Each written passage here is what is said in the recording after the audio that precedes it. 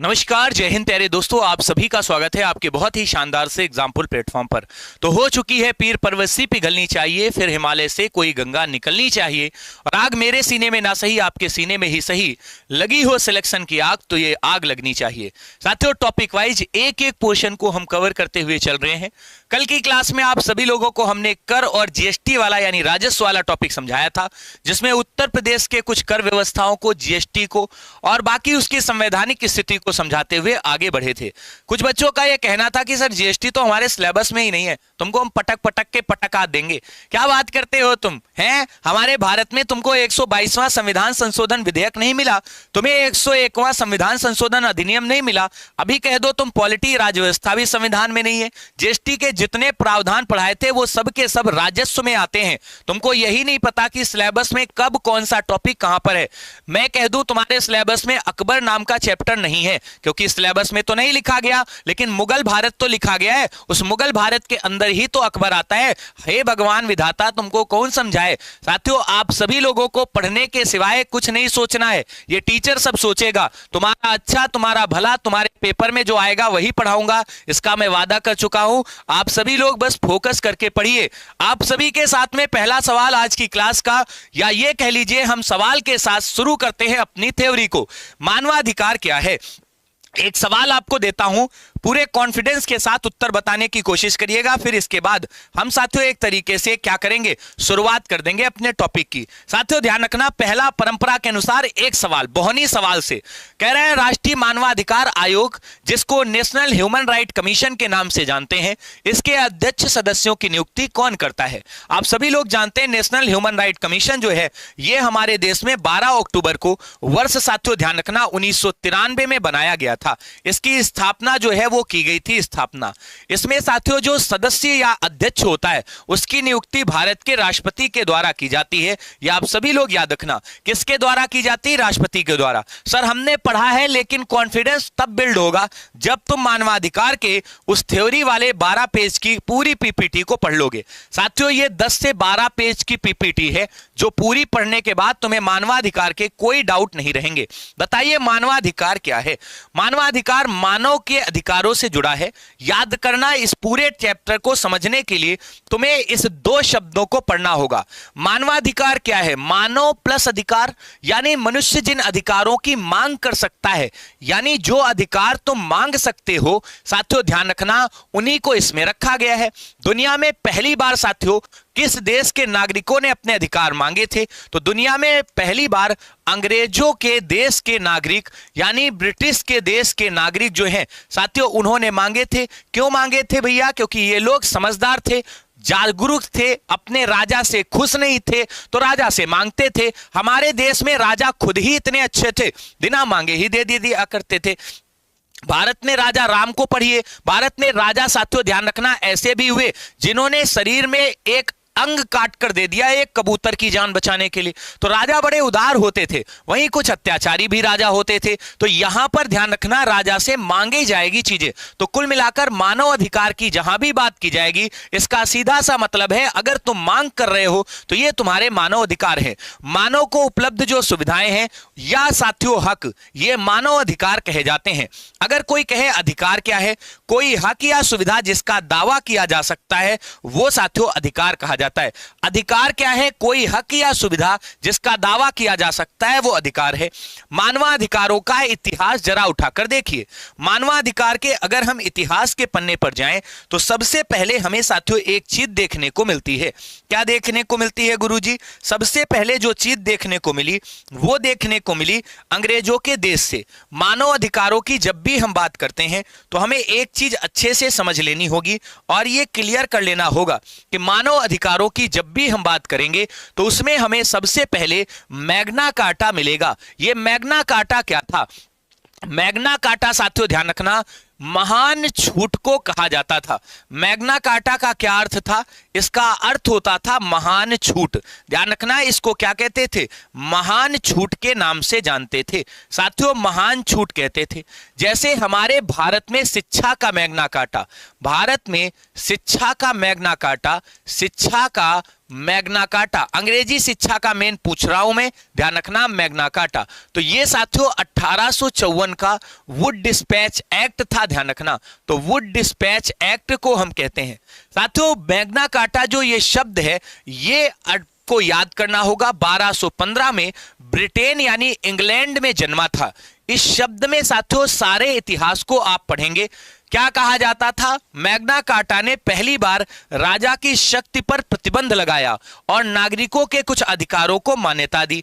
Magna carta का सीधा मतलब था कि ब्रिटेन के राजा से वहां की प्रजा ने कुछ अधिकारों को मांग लिया। बोलो मांग लिया गुरुजी, मांग लिया। और ये मांगना ही मैग्ना कार्टा यानी इस शब्द की उत्पत्ति 1215 में ही हुई थी, ध्यान रखना। फिर दूसरा उदाहरण बिल ऑफ राइट, जिसको हम सभी लोग 1689 में पढ़ते हैं कि इंग्लैंड में सामने आए। बिल ऑफ राइट का मतलब क्या था? अधिकारों की मांग, यानी जो हमारे राइट हैं, अधिकार जो हैं, उनका साथियों विधेयक। तो अधिकारों का साथियों विधेयक जो था, इसने नागरिकों के अधिकारों को संरक्षित किया और संसदीय सर्वोच्चता प्रदान की। कुल मिलाकर मैग्ना कार्टा जो है वो हमारे मानव अधिकारों से जुड़ा हुआ एक पहलू है, जिसकी शुरुआत अंग्रेजों के देश से मानी जाती है साथियों। फिर इसके बाद बिल ऑफ राइट, फिर इसके बाद तीसरे नंबर पर अमेरिका में आ जाइए। संयुक्त राज्य अमेरिका की उद्घोषणा 4 जुलाई 1776, इसने मानवाधिकारों का वर्णन किया और स्वतंत्रता पर जोर दिया। आप सभी लोगों ने अमेरिका की क्रांति पढ़ी होगी, पढ़ा है अमेरिका की क्रांति। अमेरिका की जो क्रांति है उसको जब आप पढ़ेंगे तो ये 1775 से 1783 के बीच में चली है।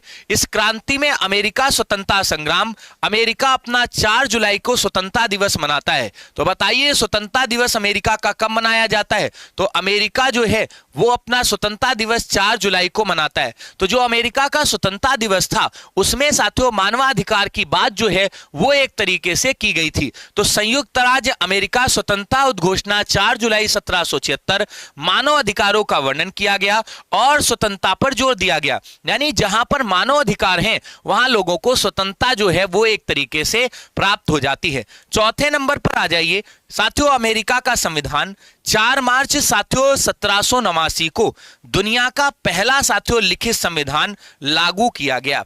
पहला लिखित संविधान किस देश का है? तो लिखित संविधान जो है वो अमेरिका का ही है, ध्यान रखना। अमेरिका का पहला लिखित संविधान लागू किया गया और इसमें अधिकारों की बात जो है, अधिकारों को शामिल जो है वो नहीं किया गया था। 4 मार्च 1789 में शुरू, अधिकारों को शामिल नहीं किया गया था। ये आप सभी लोग ध्यान रखना। ये अमेरिका का जब स्वतंत्रता की घोषणा हुई थी तब शामिल किया गया था, ये बात ध्यान रखना। अमेरिका का बिल ऑफ राइट, जिसमें साथियों 1789 में प्रस्ताव रखा गया और 1791 में इसे अनुसमर्थन मिल गया। कुल मिलाकर अमेरिका ने अपना जब साथियों 1789 में बिल ऑफ राइट का प्रस्ताव रखा तो इसे साथियों अनुसमर्थन 1791 में मिला है। अमेरिका का चैप्टर हो गया क्लोज, इसको आप ध्यान रखना। आगे हम जब चलेंगे इतिहास की ओर तो 10 संशोधनों के साथियों द्वारा अमेरिका को जब हम पढ़ते हैं तो अमेरिका में साथियों जो आप संविधान पढ़ते हैं, अमेरिका में जो संविधान पढ़ते हैं उसमें कहा गया है कि जो संविधान है उसमें अनुच्छेदों की संख्या प्रारंभ में बहुत कम थी। 10 संशोधनों के द्वारा मानव अधिकारों को शामिल किया गया, जिसने भारत के संविधान के भाग 3 में मौलिक अधिकारों को प्रेरित किया। साथियों फ्रांस में 1789 में पुरुषों और नागरिकों के अधिकारों की घोषणा ने स्वतंत्रता और समानता पर क्या दिया? एक तरीके से जोर दिया। यह आप सभी लोग ध्यान रखना। इसके बाद यूएन चार्टर 1945, हम सभी लोग जानते हैं 24 अक्टूबर को 1945 में संयुक्त राष्ट्र संघ की यानी यूएनओ की स्थापना हुई। संयुक्त राष्ट्र संघ की स्थापना हुई, उसका जब चार्टर आया तो उसमें साथियों 1945 में मानव अधिकारों की बात की गई। 20 जून 1945 को हस्ताक्षरित इसकी प्रस्तावना ने मानव अधिकारों का उल्लेख जो है वो एक तरीके से कर दिया था। आगे हम चलेंगे 6ठे नंबर पर, मानव अधिकारों की सार्वभौमिक घोषणा, जिसको हम कहते हैं 10 दिसंबर 1948 को की गई। यह घोषणा पेरिस फ्रांस में की गई। इसे आप मोस्ट इंपॉर्टेंट डाल लीजिए, बहुत पूछा जाता है और इससे तुम्हारा कॉन्सेप्ट ये क्लियर होता है कि हम 10 दिसंबर को अंतर्राष्ट्रीय मानवाधिकार दिवस मनाते हैं। साथियों ध्यान रखना, मानव अधिकारों का अंतर्राष्ट्रीय दस्तावेज संयुक्त राष्ट्र महासभा द्वारा 10 दिसंबर 1948 को पेरिस फ्रांस में पारित कर दिया गया।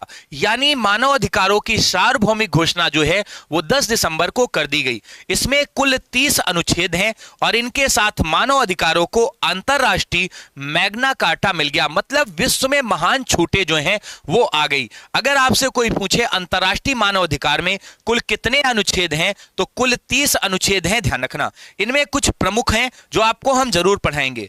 अंतरराष्ट्रीय मानवाधिकार जो कमेटी बनाई गई थी उसकी अध्यक्षता इलियानार रूजवेल्ट ने की थी। भारत की साथियों हंसा मेहता इसमें एक सदस्य के रूप में शामिल हुई थी। तो जो अंतरराष्ट्रीय मानवाधिकार बना है उसमें एक सदस्य के रूप में हंसा मेहता भी शामिल हुई थी। अध्यक्षता इलियानार रूजवेल्ट ने की थी। जो फ्रैंकलिन डी रूजवेल्ट थे उनके ही साथियों घर की थी। अमेरिका के राष्ट्रपति थे फ्रैंकलिन डी रूजवेल्ट। इनको आप सभी लोग पढ़ेंगे, कभी आपने सुना भी नहीं हो शायद, कहो फ्रैंकलिन डी रूजवेल्ट। इनका नाम कितने लोगों ने सुना है? फ्रैंकलिन डी रूजवेल्ट जो है ये अमेरिका के 3 बार राष्ट्रपति बनने वाले एकमात्र व्यक्ति हैं। अमेरिका के 3 बार, साथियों ध्यान रखना, राष्ट्रपति बने, 3 बार राष्ट्रपति बने। अच्छा, एक बात मैं आपको बताऊं, अमेरिका का ये संविधान है कि वहां कोई व्यक्ति 2 ही बार राष्ट्रपति जो है वो साथियों बन सकता है, लेकिन ये साथियों 3 बार बने हैं। साथियों 1933 से लेकर 1945 तक ये बने रहे। मतलब कुल मिलाकर अमेरिका में 4 वर्ष के लिए एक राष्ट्रपति आता है। तो उन्हीं के परिवार से इलियानार रूजवेल्ट जुड़ी थी और उन्हें इसका अध्यक्ष बनाया गया था। 10 दिसंबर को हम सभी लोग अंतर्राष्ट्रीय मानवाधिकार दिवस के रूप में मनाते हैं। ये इसकी थ्योरी थी। अब मानवाधिकार से जुड़े हुए कुछ अनुच्छेद हैं जो पेपर में पूछे जाते हैं। ये कुछ ही हैं जो मोस्ट इंपॉर्टेंट हैं, सारे के सारे नहीं पढ़ा रहा हूं। याद रखना, कुल 30 अनुच्छेद हैं। कुल कितने हैं? 30 अनुच्छेद हैं। 30 अनुच्छेद हैं, उनमें से 6-7 अनुच्छेद इंपॉर्टेंट जो हैं वो तुम पढ़ लो। अनुच्छेद 1 जो है उसमें कहा गया है सभी मनुष्य स्वतंत्र और समान पैदा होते हैं। ये हंसा मेहता की सलाह पर मैन की जगह ह्यूमन शब्द जोड़ा गया था। याद रखना, यहां पर पहले मनुष्य था, याद रखना, जिसको ह्यूमन कहते थे। आप सभी लोग याद रखना, मतलब पहले पुरुष था लेकिन बाद में इनके स्थान पर ह्यूमन शब्द जोड़ा गया। बताइए अनुच्छेद 2, लिंग, वंश, भाषा, धर्म या सामाजिक स्थिति के आधार पर भेदभाव नहीं किया जाएगा, यह कहा गया अनुच्छेद 2 में। अनुच्छेद 3 जो है इसमें जीवन, स्वतंत्रता और सुरक्षा का साथियों अधिकार दिया गया। ये प्रारंभ के 3 अनुच्छेद आप जरूर याद करिए। पहले में स्वतंत्र समान पैदा होते हैं, दूसरे में लिंग, धर्म, भाषा के आधार पर भेदभाव नहीं, तीसरा जीवन, स्वतंत्रता और सुरक्षा की साथियों अधिकार दिया गया है। चौथा अनुच्छेद दासता से स्वतंत्रता, ये आप यूपीपी का पेपर उठाकर देख लीजिए। पिछली बार साथियों 2024 में पूछा गया था कि बताइए संयुक्त राष्ट्र का मानवाधिकार का अनुच्छेद 4 जो है वो किससे साथियों जुड़ा हुआ था? तो दासता से जुड़ा हुआ था। अनुच्छेद 5 जो है वो यातना से स्वतंत्रता। अनुच्छेद 10 जो है वो निष्पक्ष सुनवाई का अधिकार। देखो 10 दिसंबर तुम सभी लोग जानते हो मानवाधिकार दिवस, और 10 अनुच्छेद निष्पक्ष सुनवाई, ऐसे कोरिलेट करके याद कर लो। अनुच्छेद 18 जो है वो धर्म की स्वतंत्रता देता है। साथियों संविधान के जो अंतरराष्ट्रीय स्तर की बात कर रहे हैं, ध्यान रखना, जो मानवाधिकार के अनुच्छेद हैं हमारे यहाँ अनुच्छेद 18 उपाधियों का अंत है संविधान में, इससे तुलना मत करना इसकी। ध्यान रखना अनुच्छेद 19 जो है ये अभिव्यक्ति की स्वतंत्रता। हमारे भारत के संविधान में भी तुम जाओगे तो भारत का जो संविधान है उसमें भी साथियों ध्यान रखना अनुच्छेद 19 जो है, आर्टिकल 19 जो है वो क्या है साथियों, ध्यान रखना, अभिव्यक्ति की स्वतंत्रता। तो ये कोइंसिडेंस है कि हमारे भारत के संविधान में अनुच्छेद 19 और अंतरराष्ट्रीय जो मानवाधिकार का संविधान है उसमें अनुच्छेद 19, दोनों में अभिव्यक्ति की स्वतंत्रता एक समान अनुच्छेद में रखी गई है। साथियों अनुच्छेद 26 में शिक्षा के अधिकार को रखा गया है। हमारे यहाँ आप सभी लोग जानते हैं अनुच्छेद 21A में रखा गया है। कुछ पॉइंट और हैं मानवाधिकार से जुड़े हुए जो याद कर लीजिए। मानवाधिकार संरक्षण अधिनियम 1993 भारत में लाया गया। भारत का संविधान 26 जनवरी 1950 को भारत के पूरे क्षेत्र में लागू किया गया था, जिसमें मौलिक अधिकार, जिन्हें हम मैग्ना कार्टा कहते हैं। मैग्ना कार्टा का अर्थ जो है वो साथियों ध्यान रखना महान छूट है, जिन्होंने साथियों मौलिक अधिकारों के साथ साथ हमारे यहाँ मानवाधिकार को प्रेरित किया। तो मैग्ना कार्टा मानवाधिकार को प्रेरित करते हैं, ध्यान रखना, मानवाधिकार को प्रेरित करते हैं, ध्यान रखना, प्रेरित करते हैं। तो इसको ऐड कर लेना। संयुक्त राष्ट्र मानवाधिकार परिषद आपसे पूछेगा, बताइए संयुक्त राष्ट्र मानवाधिकार परिषद की साथियों स्थापना कब की गई? तो 15 मार्च 2006 में की गई। इसका जो हेडक्वार्टर है वो जिनेवा स्विट्जरलैंड में है। इसमें सदस्य जो है वो 47 हैं जो संयुक्त राष्ट्र महासभा द्वारा साथियों चुने जाते हैं। इसका कार्यकाल जो होता है इन सदस्यों का वो 3 साल होता है। एक बार सभी लोग इसको एक तरीके से देख लो, सभी लोग क्या देख लो जल्दी से। संयुक्त राष्ट्र मानवाधिकार परिषद स्थापना 2006 15 मार्च को की गई। मुख्यालय जिनेवा स्विट्जरलैंड जहां WTO का है। साथियों सदस्य 47 हैं जो कि यूएन महासभा द्वारा चुने जाते हैं। बताइए इसका कार्यकाल तो 3 साल होता है इनके सदस्यों का। कुछ पॉइंट और बचे हैं, देख लो, फिर सवालों पे ही आते हैं। तुम टेंशन मत करना, हम सब पढ़ा देंगे, चिंता ही मत करो। राष्ट्रीय मानवाधिकार आयोग जिसको नेशनल ह्यूमन राइट कमीशन कहते हैं, 28 सितंबर साथियों 1993 को संसद द्वारा मानवाधिकार संरक्षण अधिनियम को पारित किया गया। हमारे देश में 12 अक्टूबर 1993 को इसका गठन किया गया और हेडक्वार्टर साथियों नई दिल्ली में है। इसका साथियों ध्यान रखना, वाक्य जो है आदर्श वाक्य वो सर्वे भवन्ति सुखना है। सभी लोग याद रखना, यानी सभी को सुख प्रदान हो। आगे हम चलेंगे। नेशनल ह्यूमन राइट कमीशन जो है उसका संयोजक कौन था, यानी प्रथम अध्यक्ष पूछेगा तो रंगनाथ मिश्र है। वर्तमान में अरुण कुमार मिश्रा है, यानी 8वें नंबर के। इसमें पूर्णकालिक सदस्य 5 होते हैं, पदेन सदस्य 7 होते हैं। ये सभी अन्य संस्था के अध्यक्ष होने के वजह से पदेन सदस्य माने जाते हैं। कुल मिलाकर ये आप सभी लोगों को समझना होगा, ये भारत के अंदर होते हैं, ध्यान रखना। क्लियर। आगे हम चलेंगे। भारत के राष्ट्रीय मानवाधिकार आयोग का गठन संसद के द्वारा किया गया है। मानवाधिकार संरक्षण अधिनियम 1993 के तहत इसका गठन किया गया है। यह स्वायत्त और संवैधानिक संस्था, सांविधिक संस्था के नाम से जानी जाती है जो संविधान के अंतर्गत अलग से है। बताइए नोडल मंत्रालय जो मानवाधिकार का मंत्रालय है वो साथियों ध्यान रखना गृह मंत्रालय है। सांविधिक संस्था के रूप में जिन संस्थाओं का गठन संसद के अधिनियम द्वारा हुआ है उनको हम कहते हैं सांविधिक संस्था। क्लियर। बस खत्म होने वाला है, ध्यान रखना, 3 पेज और बचे हैं। एमनेस्टी इंटरनेशनल ये एक ऐसा संगठन है जो मानवाधिकार के लिए काम करता है, मतलब जो बहुत बड़े अपराधी होते हैं उनको भी क्षमा इत्यादि दे देता है। साथियों ध्यान रखना 1977 में शांति का नोबेल प्राइज इस संस्था को मिला था, ध्यान रखना। स्थापना 1961 में की गई। इसका हेडक्वार्टर यूके लंदन में है। संस्थापक याद रखना इरिक बेकर हैं जिनको हम सभी लोग पढ़ते हैं, और साथ में पेटर साथियों बेनिनियन है, ये आप सभी लोग याद रखना। एमनेस्टी इंटरनेशनल, एमनेस्टी का मतलब जो क्षमा इत्यादि दे दे, साथियों इसी मानवाधिकार का एक हिस्सा है। मानव भारत के प्रसिद्ध मानवाधिकार कार्यकर्ता कैलाश सत्यार्थी का आप सभी लोग चैप्टर पढ़ चुके हो। इनका जन्म साथियों मध्य प्रदेश में विदिशा में हुआ था, जिन्हें 2014 में शांति का नोबेल प्राइज जो है वो मिला था मलाला यूसुफजई के साथ में। आप सभी लोग जानते हैं बचपन बचाओ आंदोलन 1980 में इन्होंने शुरू किया था। लाखों बच्चों को बाल मजदूरी से साथियों इन्होंने रोका। ग्लोबल मार्च के नाम से चाइल्ड लेबर इन्हें 1998 में साथियों एक तरीके से आप सभी लोग जानते हैं मिला है। इसके बाद दूसरी कार्यकर्ता कृति भारती हैं जिन्हें सारथी तनेश जोधपुर राजस्थान में इनका जन्म हम कहते हैं हुआ है। साथियों ध्यान रखना बाल विवाह के विरुद्ध इन्होंने काम किया था। राजस्थान में बाल विवाह खूब होते थे।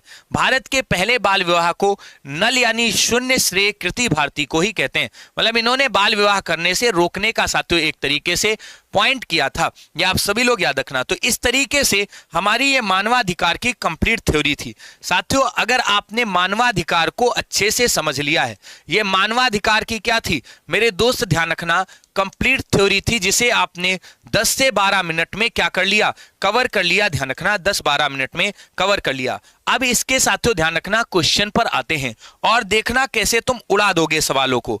बताइए निम्नलिखित में से कौन सा कार्य राज्य मानवाधिकार आयोग का नहीं है? आप सभी लोग बताइए जल्दी से। हमारे यहाँ मानवाधिकार उल्लंघनों की जांच करना, मानवाधिकारों को बढ़ावा देना, मानवाधिकार के उल्लंघन के मामले में पीड़ित को साथियों मुआवजा देने की सिफारिश करना, मानवाधिकार उल्लंघन के लिए दंड देना। आप सभी लोग जानते हैं जैसे मान लीजिए आपने मानव अधिकारों का उल्लंघन कर दिया तो क्या आपको दंड का विधान जो है वो इसके तहत मिलेगा? तो आप सभी लोग कहेंगे कि भैया मानवाधिकार के विरुद्ध दंड देने का काम ये हमारे न्यायपालिका का है, तो ये दंड नहीं देती, बाकी और सारे काम करेगी। ये काम हमारे भारत की न्यायपालिका का है। मानवाधिकार का काम क्या होता है? मानव अधिकारों की मांग करना। क्या करना? मानव अधिकारों की मांग करना। ध्यान रखना अधिकारों की मांग करेगा। इन तीनों में ऊपर देखो अधिकार की मांग दिख रही है। दंड नहीं देगा। कोई ये न्यायपालिका थोड़े ना है जो ये दंड इत्यादि देगी, ये आप सभी लोग ध्यान रखना।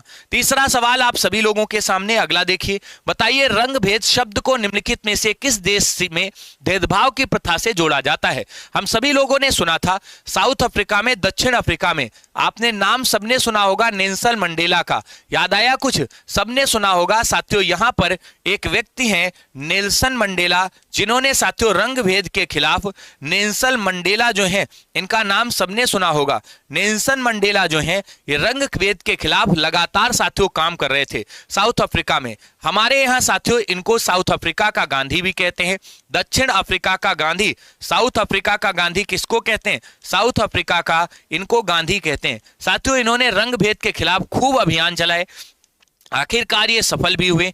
इन्हें हमारे भारत का 1990 में भारत रत्न भी दिया गया है, ध्यान रखना, भारत रत्न से 1990 में इन्हें सम्मानित किया गया है। तो बताइए रंगभेद शब्द को किस देश में भेदभाव के साथ जोड़ा जाता है? तो साउथ अफ्रीका में, बिना झिझक लगा लेना। अगला सवाल, मानव अधिकारों की सार्वभौमिक घोषणा जिसको हम सभी लोग कहते हैं 30 अनुच्छेदों के बारे में कौन सा कथन सही है?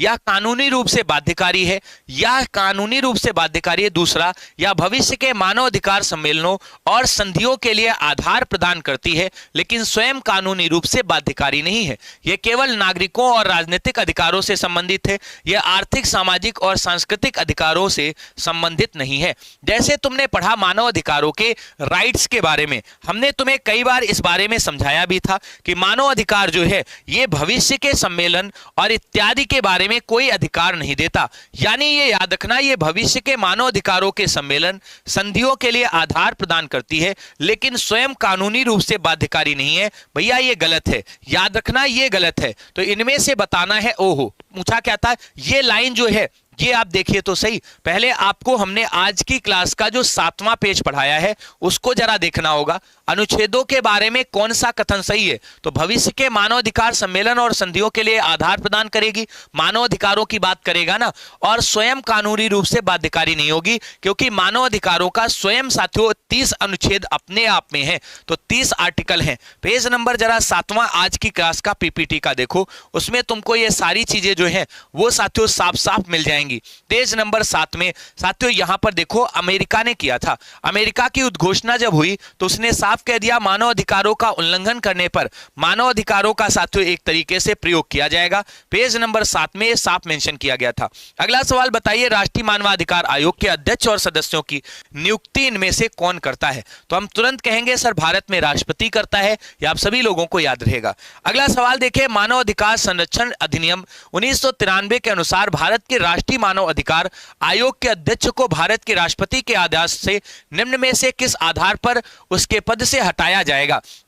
अगर कोई व्यक्ति भ्रष्टाचार कर रहा है अर्थात वो सिद्ध हो जाए तो याद रखना सिद्ध कदाचार और असमर्थता के एक केस में उसे हम हटा सकते हैं। मतलब इसका सीधे मतलब है कि वो भ्रष्टाचार कर रहा है, लेकिन हमारे संविधान के या मानव अधिकार में इस शब्द का प्रयोग नहीं किया जाता।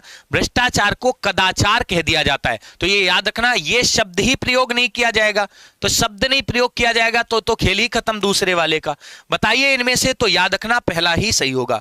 अगला सवाल, निम्नलिखित में से कौन राष्ट्रीय मानवाधिकार आयोग के अध्यक्ष की नियुक्ति करने के लिए गठित कमेटी में सम्मिलित नहीं होता है? लोकसभा के अध्यक्ष, लोकसभा में विपक्ष का नेता, साथियों प्रधानमंत्री और भारत के मुख्य न्यायाधीश। इस कमेटी में साथियों कौन कौन शामिल होता है और कौन कौन इसमें साथियों नहीं शामिल होता है?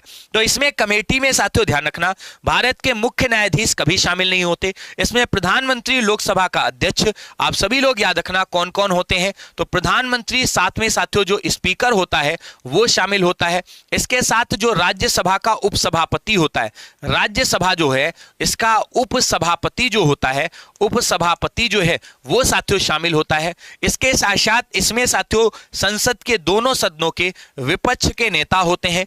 संसद के जो दोनों सदन हैं, ध्यान रखना दोनों सदन जो होते हैं उनके साथियों विपक्ष के नेता इसमें शामिल होते हैं। तो विपक्ष के नेता इसमें शामिल होते हैं। साथियों इसके बाद अंत में केंद्रीय गृह मंत्री इसकी रिपोर्ट तैयार कराता है। तो गृह मंत्रालय जो है वो इसमें इन्वॉल्व होता है। तो ये ध्यान रखना, ये 5 ऐसे लोग या संस्थाएं हैं जो इसमें पार्टिसिपेट करती हैं। अब आप देख लो, इसमें कहीं भी साथियों हमारे देश की न्यायपालिका का कोई उल्लेख नहीं है, क्योंकि जो मानवाधिकार आयोग का अध्यक्ष नियुक्त किया जाता है वो ऑलरेडी ऑलरेडी न्यायपालिका की साथियों एक तरीके से पृष्ठभूमि से ही तो होता है।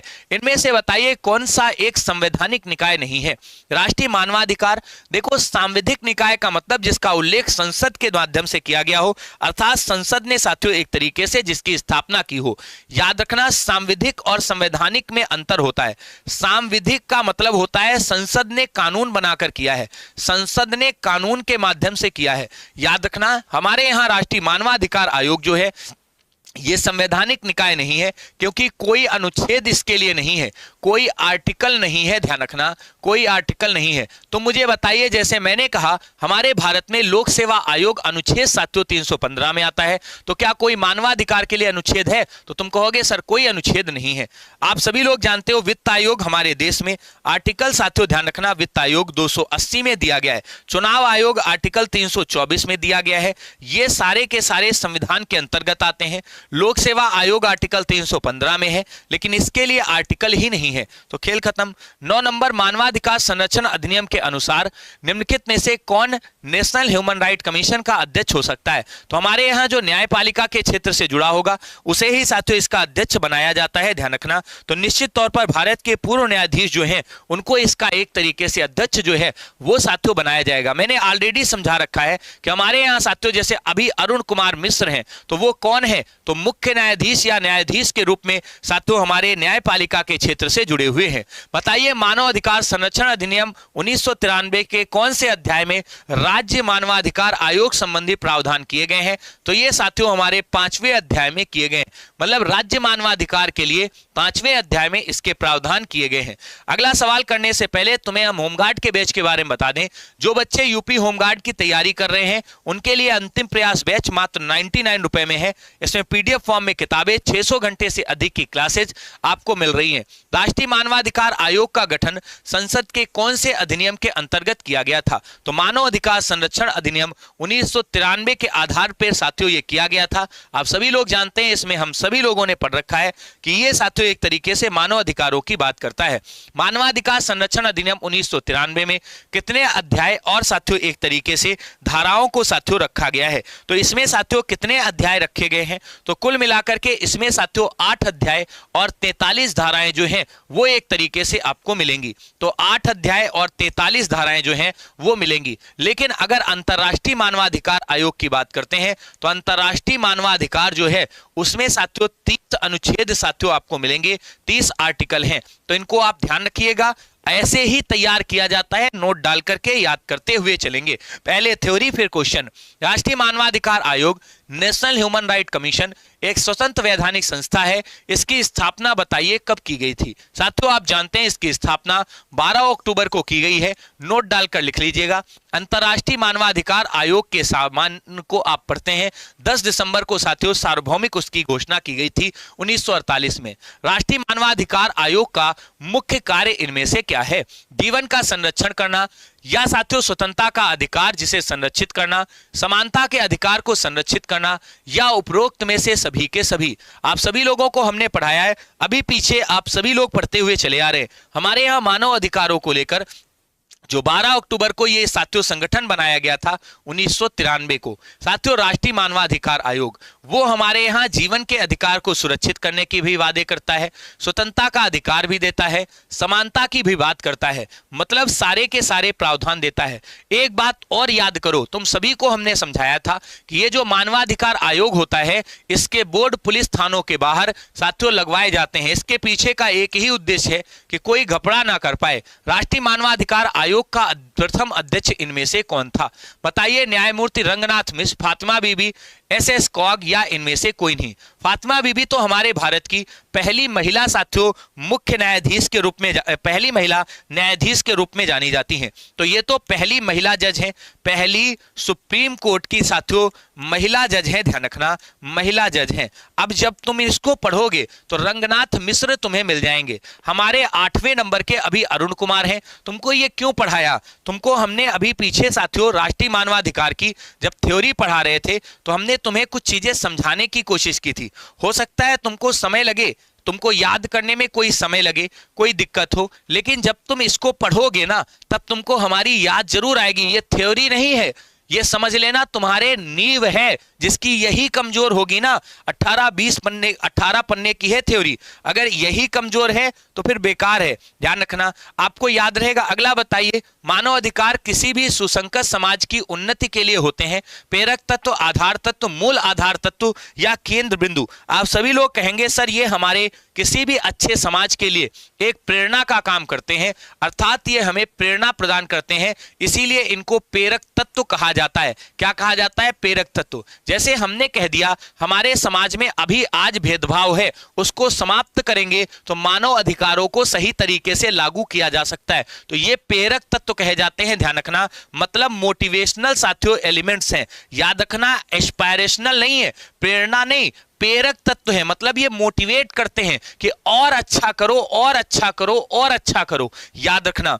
अगला सवाल बताइए, मानव अधिकार की किस धारा के अंतर्गत आयोग संबंधी कार्यों का उल्लंघन किया गया है? देखो, जब तुमको आयोग के कार्य के बारे में पूछे, वर्क के बारे में पूछे, तुम कहोगे सर कार्य करेंगे हम किसके तहत? सबसे बढ़िया है क्रिकेट मैच से उदाहरण ले लो। किससे ले लो? Cricket match. क्रिकेट मैच में सबसे ज्यादा नंबर किसमें मिलते हैं? सर छक्के मारने पे मिलते हैं, सिक्स मारने पर मिलते हैं। तो क्रिकेट में सबसे अच्छा काम यह है कि हर गेंद पे छक्का मार दो। तो धारा 6 जो है ये मानव अधिकार के आयोग संबंधी कार्यों का उल्लेख करती है। 6 को आप याद कर लेना। अगला सवाल देखिए, कह रहा राष्ट्रीय मानवाधिकार आयोग का प्रधान कार्यालय हेडक्वार्टर कहां पर है? सर हमने अभी पढ़ाया, इसका हेडक्वार्टर नई दिल्ली में पड़ता है, आप जानते हैं। इसके अरुण कुमार मिश्र साथियों वर्तमान अध्यक्ष और पहले अध्यक्ष रंग कुमार साथियों आप सभी लोगों ने पढ़ रखा है।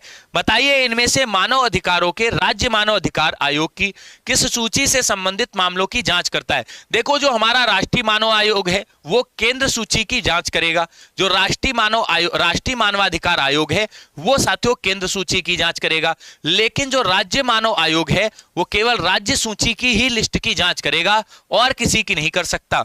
ये तुम्हारी समझ पर निर्भर करेगा। राष्ट्रीय मानवाधिकार आयोग के अध्यक्ष सहित बताइए इनमें से कुल संख्या कितनी होती है? ये तुमको 1993 के 12 अक्टूबर के साथियों जो क्लॉज हैं उनको जब मैंने पढ़ाया तो उसमें स्पेशली तुमको याद कराते हुए हमने कहा था कि इसमें साथियों राष्ट्रीय मानवाधिकार आयोग में एक अध्यक्ष के साथ 4 अन्य सदस्यों को रखा जाता है, तो कुल 5 हो जाते हैं। ध्यान रखना, मानव अधिकार आयोग में अध्यक्ष सहित कुल कितने सदस्य होते हैं? तो 1 + 4 यानी 5 सदस्य होंगे। आप सभी लोग नोट कर लेना, कितने होंगे? सर 5 सदस्य होंगे। अगला सवाल, राष्ट्रीय मानव अधिकार आयोग के अध्यक्ष और सदस्यों की नियुक्ति कौन करता है? जल्दी से बताइए फटाफट से। हर संकट का हल मत पूछो आसमान के तारों से, सूरज किरणें कब लेता है नभ के चांद सितारों से। पढ़ाई के इस दौर में यदि चुप पाए जाओगे तो इतिहासों के पन्नों में फिर सब कायर कहलाओगे। अभी तक जो हुई भूले हो उन सब का समाधान हो जाने दो, सब समझौते बेकार पड़े हैं पिंडदान हो जाने दो। पर्वत को बाजी में तौलो, शोले भरो निगाहों में, आंसू की पूजा मत करना बलिदानों की राहों में। तुम भी पढ़ाई की सीमा रेखा तोड़ो, आगे बढ़ चयनात करो, माता पिता का खोया हुआ सम्मान तुम आबाद करो। तब पीढ़ी तुमको याद करेगी कल स्वर्णिम इतिहासों में, युगों युगों तक महकोगे तुम भारत मां की सांसों में। ऐसा कुछ कर जाओ पूरा देश देखता रह जाए, देश नहीं भूमंडल का परिवेश देखता रह जाए। ऐसा लगे कि 1.5 अरब की आबादी का दमखम है, ऐसा लगे कि भारत के हर धर्मों का ये संगम है।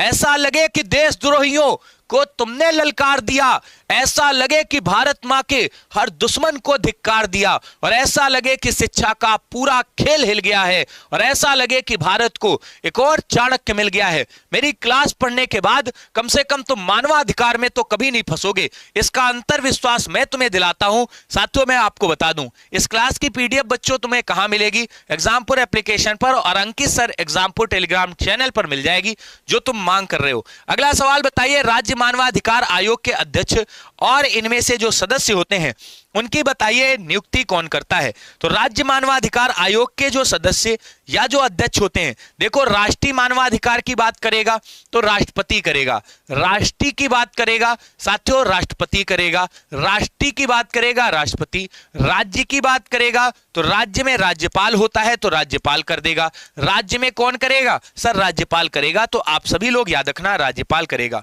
मुख्यमंत्री और साथियों मुख्य न्यायाधीश विधानसभा का अध्यक्ष ये कभी इस मामले में इंटरफेयर नहीं करते।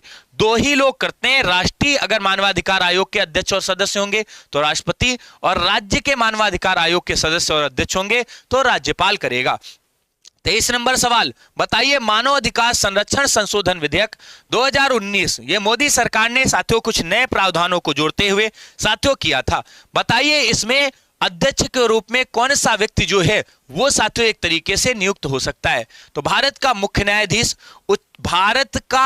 न्यायाधीश या उच्चतम न्यायालय में साथियों कोई न्यायाधीश हो, तो ये आप सभी लोग याद रखना, अब संशोधन हो चुका है, इसमें मुख्य न्यायाधीश भी नियुक्त हो सकता है और जो साथियों अन्य न्यायाधीश हैं उनको भी नियुक्त किया जा सकता है। यह संशोधन विधेयक 2019 में मानव अधिकार का है जो 1893 का था। साथियों नोट कर लीजिएगा। अगला सवाल देखिए, राष्ट्रीय मानवाधिकार आयोग की सिफारिशों की प्रकृति इनमें से कैसी होती है। देखो ये मानव अधिकारों की बात कर रहा है। किसकी बात कर रहा है? तो मानव अधिकारों की बात कर रहा है। जब हम अधिकारों की बात करते हैं, जैसे हम तुम्हें कोई अधिकार देने जा रहे हैं और इसकी सलाह हमें किसी से लेनी है, तो याद रखना निश्चित तौर पर हम इसके लिए किसी को बाध्य नहीं कर सकते। तुम सरकार के ऊपर लाठी नहीं चला सकते, तुम उसे सिर्फ और सिर्फ सलाह दे सकते हो। तो राष्ट्रीय मानवाधिकार आयोग की सिफारिशों की प्रकृति सलाहकारी होती है। ये सरकार को ये सलाह देते हैं कि मानव अधिकारों के लिए तुम जे बेहतर से बेहतर काम है वो कर सकते हो, कर दो। ध्यान रखना ये सिर्फ सलाहकारी एक तरीके से प्रावधान बनकर के काम करते हैं, ये तुम सबको याद होना चाहिए। ध्यान से देखना, आप सभी लोगों को क्लियर है? मेरे बब्बर शेरो, तुमको मजा आ रहा है क्लास में? ऐसा तो नहीं कहीं फील आ रहा हो कि नहीं सर हमें बोर लग रहे हैं? याद रखना, हिम्मत नहीं हारना, एक एक सवाल को तुम्हारे पेपर में फंसाने का वादा किया है। किसी भी व्यक्ति को मानव अधिकार कब से प्राप्त होता है? तुम बताइए मानव अधिकार कब मिलेगा? जैसे तुम आज जन्म लिया है तो मानव अधिकार क्या जन्म से है, 18 साल से है, 25 साल से है या नागरिकता से है? तो तुम्हें बताओ जल्दी से, नागरिकता के साथ मिलेगा या जन्म से मिलेगा? जैसे तुम भारत के नागरिक हो, भारत के साथियों ध्यान रखना अंदर रहते हो, तो क्या तुम्हें मानव अधिकार, किसी भी व्यक्ति को मानव अधिकार मिलते हैं वो साथियों जन्म से मिलते हैं। मानव अधिकार होते क्या है? जैसे मैंने कहा कि भैया मेरा मानव अधिकार है कि हम यहां पर एक तरीके से भोजन को प्राप्त करेंगे। तो ये भोजन को प्राप्त करने का अधिकार ये साथियों 18 वर्ष की आयु से नहीं होता, ये जन्म से नहीं होता, ये कहां से? नागरिकता से भी नहीं होता। किसी भी भूखे व्यक्ति को तुम देखोगे तो भोजन कराओगे, ये जन्म से उसको अधिकार मिलता है। तो याद रखना जन्म का अधिकार है। जैसे तुमसे हमने कहा एक व्यक्ति को साथियों स्वतंत्रता मिलती है, यह स्वतंत्रता साथियों उसे जन्म से मिलती है, ना कि 18 साल की उम्र से। भला पढ़कर देखो, तुमको हमने पढ़ाया अभिव्यक्ति की स्वतंत्रता, जरा देखो। अगला सवाल, मानव अधिकार का सार्वभौमिक घोषणा पत्र इनमें से कब किया गया था? जल्दी से बताइए। और इसी दिन हम मानवाधिकार का साथियों दिवस भी मना देते हैं। तो 10 दिसंबर आप जानते हैं 1948 को पेरिस फ्रांस में इसकी साथियों क्या की गई थी? घोषणा कर दी गई थी। और आप सभी लोग जानते हैं इसी दिन से हम मानवाधिकार दिवस भी मनाते हैं। तो बताइए मानवाधिकार दिवस जो है वो कौन सा वाला? अंतरराष्ट्रीय वाला। ध्यान रखना, तो अंतरराष्ट्रीय मानवाधिकार दिवस जो है वो हम सभी लोग 10 दिसंबर से मनाते हैं, मतलब 10 दिसंबर को मनाते हैं इसी वजह से, क्योंकि इसी दिन सार्वभौमिक घोषणा जो है वो मेरे दोस्त की गई थी। अगला सवाल देखिए, बताइए हमारे यहाँ 27 नंबर, मानव अधिकारों का मैग्ना कार्टा किसे कहा जाता है? मानव अधिकार के धारा 8 को, मानव अधिकार के गठन को, मानव अधिकार के घोषणा के साथियों एक तरीके से सार्वभौमिक घोषणा के पत्र को। तुम एक बात बताओ, मैग्ना कार्टा का मतलब होता है महान छूट। 1215 में सबसे पहले ब्रिटेन में यह शब्द मैग्ना कार्टा जो है वो आया था।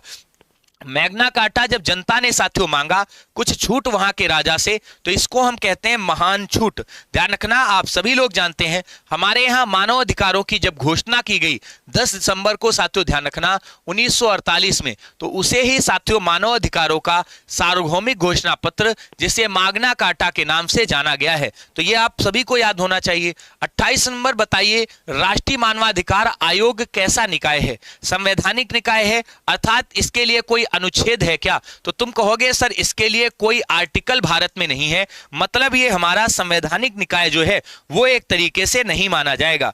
आप सभी लोग जानते हैं संवैधानिक निकाय जैसे हमारा चुनाव आयोग है वो होता है, याद रखना, जिसका हम सभी लोग साथियों एक तरीके से संविधान के किसी अनुच्छेद में वर्णन करें वो संवैधानिक निकाय होता है, ध्यान रखना। तो ये संवैधानिक निकाय हो गया, तो ये तो नहीं होगा। सांविधिक निकाय जरूर है, अर्थात इसे संसद द्वारा बनाया गया है। तो संसद द्वारा साथियों ध्यान रखना बनाया गया है, ध्यान रखना, इसे संसद द्वारा बनाया गया है, ध्यान रखना। इसे किसके द्वारा बनाया गया? संसद द्वारा। तो सांविधिक अधिकार जरूर है।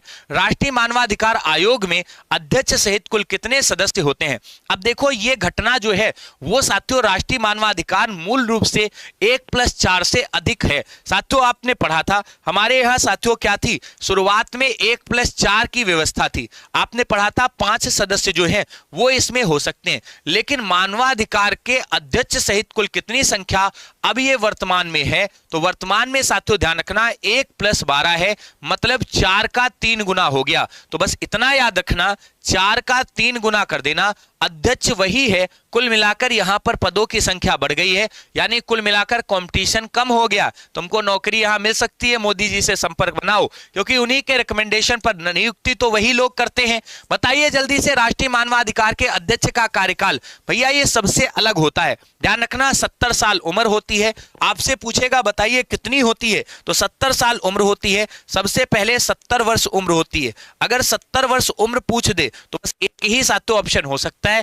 क्योंकि तुम जानते हो सीजीआई वैसे ही 65 में रिटायर होता है। सीजीआई कितने में? तो 65 में तो रिटायर ही होगा, ध्यान रखना, मतलब वो 65 में रिटायर होगा और तुम रिटायर की उम्र में सीजीआई के साथियों अध्यक्ष को नियुक्त करोगे, तो ये तो कभी हो ही नहीं सकते। 62-65 वाले कभी नहीं हो सकते। दिमाग को थोड़ा खोलो, तुम खुद ही बताओ, जब सीजीआई को नियुक्त किया जाता है तो वो ऑलरेडी 65 में नियुक्त होता है, वो रिटायर होता। तो रिटायर होने के बाद क्या उसको साथियों हम तुरंत फिर से रिटायर कर देंगे? तो रिटायर होने के लिए थोड़े ना बैठता है, कम से कम 5 साल तो करेगा। कह रहा निम्नलिखित 3 साल वैसे उसका हाईएस्ट होता है। निम्न में से बताइए राष्ट्रीय मानवाधिकार के आयोग के अध्यक्ष के लिए गठित समिति में कौन शामिल नहीं होगा? आप सभी लोग देखिए, राष्ट्रपति शामिल नहीं होगा। जरा देखिए, अभी पीछे मैंने आपको पढ़ाया था 5 निकाय होते हैं, उस निकाय में साथियों कौन कौन शामिल नहीं होता ये हमने तुम्हें पढ़ाया था। ये तुम्हारे 5 होंगे। प्रधानमंत्री स्पीकर होगा, दोनों सदन के सदस्य होंगे जो कि विपक्ष के होंगे, और केंद्रीय गृह मंत्री साथियों इसमें शामिल होगा। यानी ये 5 निकाय होंगे, लेकिन इसमें तुम्हारे राष्ट्रपति का कोई जिक्र जो है वो साथियों एक तरीके से नहीं किया जाएगा। तो यहां पर राष्ट्रपति इसमें शामिल नहीं होता है, क्योंकि राष्ट्रपति सिर्फ शपथ दिलाने के लिए आता है। तो राष्ट्रपति क्या करता है? राष्ट्रपति सिर्फ शपथ दिलाता है, ध्यान रखना, तो ये शपथ दिलाता है। अगला सवाल देखिए, राष्ट्रीय मानवाधिकार आयोग के सदस्य और अध्यक्ष अपना त्यागपत्र किसे देते हैं? एक बात तुम मुझे बताओ, मैंने अभी तुम्हें समझाया अध्यक्ष को शपथ कौन दिलाएगा? तो सर शपथ दिलाता है हमारे भारत का राष्ट्रपति। अगर कोई पूछे शपथ कौन दिलाता है, सर शपथ दिलाता है राष्ट्रपति। तो ये तुम ध्यान से सुनो, जैसे हमारे देश में उपराष्ट्रपति को शपथ कौन दिलाता है? सर राष्ट्रपति दिलाता है। तो उपराष्ट्रपति को शपथ राष्ट्रपति दिलाता है, तो उपराष्ट्रपति त्यागपत्र किसको देता है? राष्ट्रपति को देता है। जरा सोच कर बताओ, हमारे भारत में अभी जगदीप धनखड़ ने आर्टिकल 67 के तहत उपराष्ट्रपति अपना त्यागपत्र किसे देता है? तो उपराष्ट्रपति जो है ये त्यागपत्र किसे देगा? तो त्यागपत्र जो है वो राष्ट्रपति को देगा। क्यों देगा? क्योंकि राष्ट्रपति ने ही शपथ दिलाई थी, ये आप सभी लोग जानते हैं। वैसे ही साथियों राष्ट्रपति साथियों इसको जब शपथ दिलाता है तो इसी को ये त्यागपत्र भी लौट के देगा आके। अगला सवाल, राष्ट्रीय मानवाधिकार आयोग के सदस्यों के रूप में अन्य आयोग के अध्यक्ष भी शामिल होते हैं। अन्य आयोग के कौन से सदस्य शामिल होंगे? अध्यक्ष शामिल होंगे। राष्ट्रीय महिला आयोग, बाल अधिकार संरक्षण आयोग के सदस्य, अनुसूचित जाति और जनजाति के साथियों, इनमें से जितने भी आयोग होते हैं ये सब मानव अधिकारों की बात करते हैं। महिलाओं के मानव अधिकारों की बात करने के कारण इसको रखा जाता है। साथियों बच्चों के मानव अधिकारों की अभी तुमको पढ़ाया था, बाल विवाह रोकने के लिए साथियों। इसके बाद अनुसूचित जाति और जनजाति के लिए याद करो, तुमको हमने बचपन बताओ आंदोलन भी पढ़ाया था। तो ये सारे के सारे लोग जो हैं इसमें शामिल हो सकते हैं, मतलब इनको इसमें रखा जा सकता है। आगे देखिए, बताइए कौन कौन शामिल हो सकता है? तो सभी शामिल हो सकते हैं। राष्ट्रीय मानवाधिकार के आयोग में कौन कार्य करता है? तो ध्यान से देखिए, राष्ट्रीय मानवाधिकार आयोग निम्न में कौन कार्य करता है? मानवाधिकार उल्लंघनों की जांच करेगा ये, दूसरा साथियों, जेलों और बंदी गृहों में जाकर वहां की स्थिति का अध्ययन करना और इसके बारे में सिफारिश करना, यह शब्द जो है बहुत वैल्यू रखता है। इसके बाद मानवाधिकार के उल्लंघन के सभी कारणों की एक तरीके से समीक्षा करना। तो आप सभी लोग जानते हैं ये सारे के सारे सभी के सभी रिकमेंडेशन है। याद रखना, यहां पर उल्लंघन के कारणों की समीक्षा करेगा। सिर्फ क्या करेगा? समीक्षा। दूसरे में सिफारिश, इसके बाद जांच। ये काम जो है तीनों ये कर सकता है, इसे करने के लिए ये अधिकार मिले हैं। इसके पीछे का जो आधार होता है वो मानवाधिकार होता है। याद रखना, जैसे कोई विदेशी कंपनी आई, अगर वो मानवाधिकारों का उल्लंघन कर रही है तो उसका मुंह बंद कराने के लिए मानवाधिकार आयोग को खूब पैसे वो खिलाती है। तो कई बार भ्रष्टाचार के भी केस इस पर लग जाते हैं, तो ये आप ध्यान रखना। इसीलिए आपको बहुत डीपली पढ़ना पड़ेगा चीजों को। बताइए, मानवाधिकार के लिए संयुक्त राष्ट्र के उच्चायुक्त कार्यालय, जिसको OHCHR के नाम से जानते हैं, आप सभी लोग जानते हैं, इसको हम सभी लोग क्या बोलते हैं? यूनाइटेड साथियों nation high commission for human right, जिसको हम सभी लोग OHCHR के नाम से जानते हैं। बताइए, इसमें से कितने सदस्य उसमें पार्टिसिपेट करते हैं? तो सदस्यों के रूप में आप सभी लोग ध्यान से देखना, जो हमारा OHCHR होता है, याद रखना, ये हमारे मानवाधिकार के सदस्यों के रूप में कितने लोग कार्य करते हैं? तो 18 लोग कार्य करते हैं, इसमें ध्यान रखना। तो इस समिति में, इस कमेटी में 18 सदस्य जो हैं वो साथियों होते हैं। एक बात और तुमको बताऊं, हमारे संविधान को जब बनाया गया था तो उसमें 13 + 8 यानी कुल मिलाकर के लगभग आप देखें तो आप सभी को 21 ऐसी समितियां साथियों मिल जाएंगी, तो उनको भी आप नोट कर लेना। क्लियर? आगे चलेंगे 36 नंबर, संयुक्त राष्ट्र द्वारा मानवाधिकार दिवस के रूप में हम सभी लोग कौन से दिवस को मनाते हैं? साथियों 10 दिसंबर को मनाते हैं। राष्ट्रीय मानवाधिकार आयोग जो है वो 12 अक्टूबर को आया था, तो राष्ट्रीय मानवाधिकार आयोग जो है वो 12 तारीख को आया था। तो राष्ट्रीय मानवाधिकार जो है उसको जब पढ़ें तो 12 अक्टूबर को आप दिमाग में रखना। 5 सितंबर को शिक्षक दिवस मनाया जाता है, जो कि ऑलरेडी तुमने कहीं ना कहीं से सीख रखा होगा। 5 सितंबर को कौन सा दिवस मनाते हैं? तो शिक्षक दिवस मनाते हैं, ध्यान रखना। अगला सवाल, मानव अधिकारों की सार्वभौमिक घोषणा, जिसको हम सभी लोग साथियों UDHR के नाम से जानते हैं, इसका अनुच्छेद 4 क्या कहता है? जरा एक बार तुम पढ़कर देखो। तुमसे पूछेगा, बताइए भैया इसको किस नाम से जानते हैं? जो भी बच्चा 2018 का SI का पेपर देकर आया हो, ध्यान रखना, उसे यह सवाल बहुत अच्छे से पता होगा। साथियों, यह सवाल आपके UPSI के पेपर में आया हुआ था। UPSI के पेपर में आया था। हमने आपको मूल रूप से सारे पढ़ाए थे, मुख्य अनुच्छेद पढ़ाए थे। उन मुख्य अनुच्छेदों में हमने तुम्हें सारे के सारे ये साथियों क्या किए हैं? पढ़ा रखे हैं। साथियों ध्यान रखना, जो 4 नंबर का आर्टिकल है, इसमें साथियों ध्यान रखना, गुलामी से एक तरीके से मुक्ति की बात की गई है। तो याद रखना, गुलामी से स्वतंत्रता की बात की गई है। अगर एजुकेशन की बात करें, शिक्षा की बात करें, साथियों ध्यान रखना, क्वेश्चन समझ में नहीं आया, आर्मी नाम का बच्चा है, इसलिए समझ में नहीं आया क्योंकि तुम अभी तुरंत टपके हो और तुमको तुरंत आ जाए समझ में, ऐसा हो नहीं सकता। मैं पहले भी कह रहा हूं, इस वीडियो को जब तुम शुरुआत से देखोगे ना, तब तुम्हें सब समझ में आएगा। हमने जब आर्टिकल पढ़ाए तब तुम थे गायब, तुमको कैसे समझ में आएगा? प्रमुख अनुच्छेद में देखोगे, पहले में स्वतंत्रता समान पैदा होने की साथियों रिकमेंडेशंस बताई गई थी। दूसरे में भाषा, लिंग साथियों जन्म के स्थान पर वंश के आधार पर बताया गया था, समानता रखी जाएगी, भेदभाव नहीं किया जाएगा। तीसरे में जीवन स्वतंत्रता और सुरक्षा में साथियों एक तरीके से बात की गई थी। चौथे में साथियों दासता से स्वतंत्रता, पढ़कर देखो, यही तो गुलामी से स्वतंत्रता है, इसी को तो कहते हैं स्लेव या गुलाम। बताया था कि नहीं? अगर शुरुआत से नहीं हो तुम तो तुम्हें समझ में नहीं आएगा, तुम पहले ही नोट कर लो, हम लिख के दे दें तुमको। 5वें नंबर का, 10वें नंबर का, 18वें नंबर का, 19वें नंबर का शिक्षा का अधिकार देखो, अभी दूसरा दिया है, 26 नंबर का आर्टिकल है। वहां सवाल को नहीं पढ़ा रहा हूं, वहां तुम्हें सिर्फ प्रैक्टिस करा रहा हूं। साथियों जो भी वो बच्चा शुरुआत से है उसको निश्चित तौर पर समझ में आ रहा होगा। जब शिक्षा के अधिकार की हम बात करेंगे तो ये तुम्हारा साथियों अनुच्छेद 26 है। कौन से वाले का? तो मानवाधिकार का। ध्यान रखना, अभी कह दो नहीं समझ में आया, जब तुम पढ़ोगे तो मेरे दोस्त क्यों नहीं समझ में आएगा? और अगर तुम पढ़ोगे ही नहीं, मक्कारी करोगे, तुम सोचोगे 1 मिनट में सब समझ में आ जाए, तो हम भगवान राम तो है नहीं, ना तो हनुमान जी है, सीना चीरा दिखा दिया, ले भाई हो गया तेरा काम, ना तो हमारे पास कोई जन्म घुट्टी है तुमको घोल के पिला दें तो तुम्हारा सिलेक्शन हो जाए, नहीं हो सकता। तुमको पढ़ना पड़ेगा। इससे बढ़िया तरीका नहीं है कि कोई टीचर थ्योरी भी पढ़ाए और तुमको क्वेश्चन भी कराए और फिर भी तुमको समझ में ना आए, तो इसका मतलब दोष हम में नहीं है, दोष तुम्हारी उस बुद्धि में है जिसमें गोबर भरा हुआ है, उसको हम नहीं साफ कर सकते। उसको साफ करने के लिए किसी ऐसे व्यक्ति को ढूंढना पड़ेगा जिसके पास 10-20 100-200 भैंसे हो, जो दिन रात साथियों तुम्हारी एक तरीके से जब के सुताई करे, खूब बढ़िया से तुम्हारी बुद्धि को साफ करे, तब तुमको समझ में आएगा ये बातें। समझ में आया? अब आज के बाद जब पढ़ना तो पहले सोचना तुम्हें समझ में क्यों नहीं आया। समझ में आया? आगे आ जाओ। फिलहाल तुम्हें नहीं समझ में आएगा, हम पहले बता रहे। राष्ट्रीय मानवाधिकार आयोग भारत में किस वर्ष स्थापित किया गया था? 12 अक्टूबर को साथियों आप सभी लोगों को हम पढ़ा चुके हैं, अभी पीछे पीछे आप पढ़ते चले आ रहे हो। साथियों 1993 को इसकी स्थापना जो है वो एक तरीके से की गई थी। 12 अक्टूबर साथियों ध्यान रखना, 1993 को इसकी स्थापना की गई थी। हाँ भाई हंस लो इस बच्चे पे, और हंसने वाला काम ही कर रहा है ये। बताइए वैश्विक स्तर पर मानव अधिकारों की घोषणा, इनमें से इसके बारे में पूछ रहा है। यूएसडीआर जो है इसका, यूडीएचआर जो है इसका वैधानिक स्वरूप क्या है, मतलब इसको किसने वैधानिक स्वरूप दिया है। अब ये सवाल बहुत सोच विचार का है। संयुक्त राष्ट्र सभा द्वारा एक सामान्य प्रस्ताव से सभी देशों के मूल अधिकारों का अभिन्न अंग बनकर, यूरोपीय संघ का प्रस्ताव या अमेरिकी संसद द्वारा एक तरीके से पारित प्रस्ताव के आधार पर। जब हम संयुक्त राष्ट्र को पढ़ रहे थे तुमने पढ़ा था इसे विश्व स्तर पर जो संयुक्त राष्ट्र है उसने मनोनीत मतलब एक तरीके से मान्यता दी थी। तो संयुक्त राष्ट्र सभा द्वारा सामान्य प्रस्ताव 10 दिसंबर 1948 इसकी घोषणा कर दी थी। पेरिस फ्रांस में इसकी घोषणा जो है वो 10 दिसंबर को साथियों याद करो की गई थी। साथियों इसको आप नोट कर लें, 1948 में इसकी घोषणा की गई थी। ये सब कुछ थ्योरी में अवेलेबल है। अगर तुमने थ्योरी अच्छे से समझ रखी तो सवालों को तो तुम उड़ा के फेंक दोगे। अगला सवाल देखिए, राज्य मानवाधिकार आयोग का अध्यक्ष कौन होता है?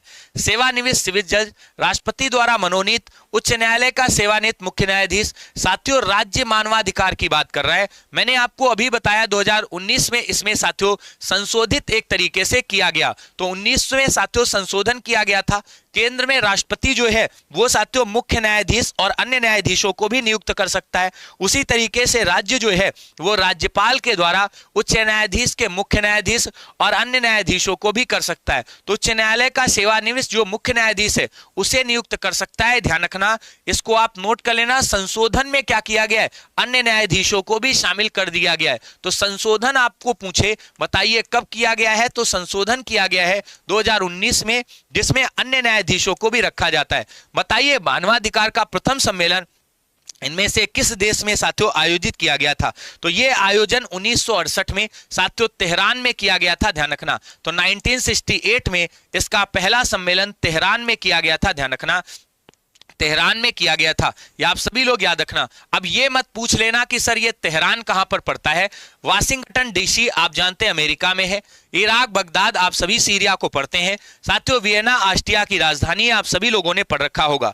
1968 में तेहरान में साथियों ये सम्मेलन हुआ था, इसको आप सभी लोग नोट कर लीजिएगा। 22 दिन तक मानवाधिकारों पर इसमें चर्चा जो है वो साथियों की गई थी। बताइए राष्ट्रीय मानवाधिकार आयोग का अध्यक्ष कौन होता है?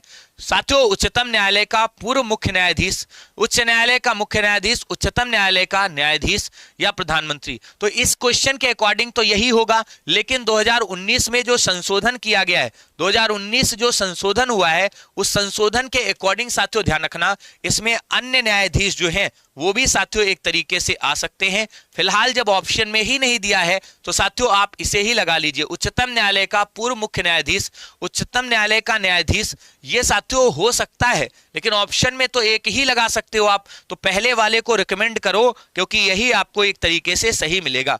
अगला सवाल देखिए, आप सभी लोगों ने सुन रखा है हमारे यहाँ मानवाधिकार के लिए थानों में बोर्ड लगाए गए हैं और उसमें मानवाधिकार के आर्टिकल्स ब्लू कलर के और रेड कलर के पुलिस बैनर पर ऐसे टंगे होते हैं। याद करना ऐसे पुलिस बैनर होता है, ये लाल कलर का होता है और ये नीला कलर का होता है। इसमें मानवाधिकार के ऐसे क्लॉज लिखे गए हैं। साथियों क्लॉज लिखे हैं, थानों में मानवाधिकार संरक्षण के लिए आप किस प्रकार कार्य करेंगे? उच्चतम न्यायालय के निर्णय डीके बसु बनाम पश्चिम बंगाल के निर्देश का पालन करेंगे। मानवाधिकार की टीम आई तो उसका पूरा सहयोग करेंगे। साथियों जो ये डीके बसु का केस था, इसी केस के आधार पर ही हमारे देश में साथियों एक तरीके से ये लाया गया था। 1997 में इसका एक निष्कर्ष केस आया था जो साथियों हमारे देश में एक तरीके से पालन कराया जाता है। तो याद रखना थाने में मानवाधिकार संरक्षण के लिए आप कार्य करेंगे सुप्रीम कोर्ट के निर्णय डीके बसु बनाम साथियों बंगाल राज्य के निर्देश पर। यह केस 1997 का था, यह आप सभी लोगों को याद करना होगा।